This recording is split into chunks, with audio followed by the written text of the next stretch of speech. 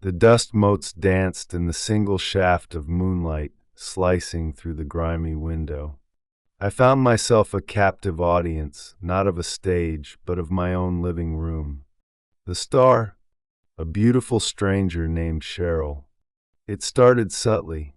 A misplaced umbrella, a forgotten scarf. Then, Cheryl herself, appearing one rainy Tuesday, claiming to be a friend of a friend I couldn't quite recall. I'm a pushover, I admit. And she was captivating, ethereal. Now, weeks later, she occupied my easy chair every evening, a silent sentinel bathed in the flickering glow of the television.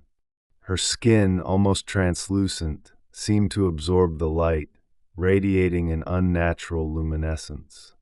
She sat ramrod straight, hands folded, eyes wide and unblinking, fixed on the screen. It wasn't the TV programs she watched that intrigued me. It was her utter lack of reaction. Sitcoms, documentaries, even the nightly news. Nothing elicited a flicker of emotion. She was a blank canvas, an enigma wrapped in pale skin. I'd find myself drawn to the doorway, hours melting away as I observed her. A creeping unease settled within me. Who was this woman? Where did she come from? And why was she so utterly detached? One evening, as a particularly gruesome scene unfolded on screen, I cleared my throat. Cheryl? Her head turned slowly, deliberately. Her pale blue eyes, devoid of warmth, fixed on me. It wasn't a startled look, not even a curious one. Just awareness, like a machine acknowledging a programmed input. "You're watching me," she stated, her voice a low, almost robotic monotone. A chill snaked down my spine. It wasn't a question, but an observation, delivered with the same emotionless detachment she displayed towards everything else.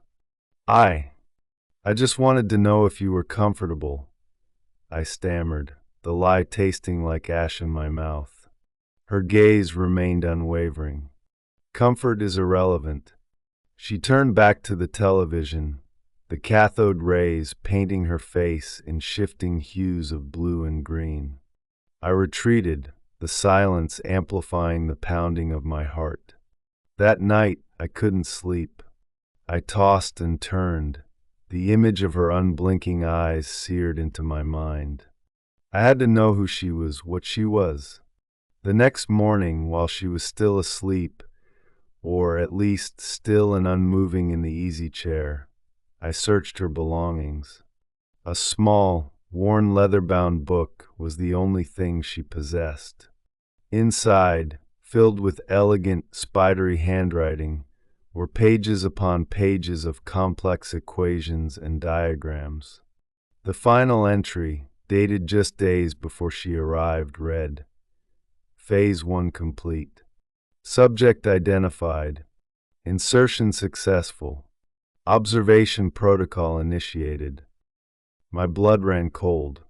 Cheryl wasn't a lost friend of a friend. She was something else entirely. And I, Arthur Penhaligon, was her subject. The beautiful stranger wasn't just watching television. She was watching me.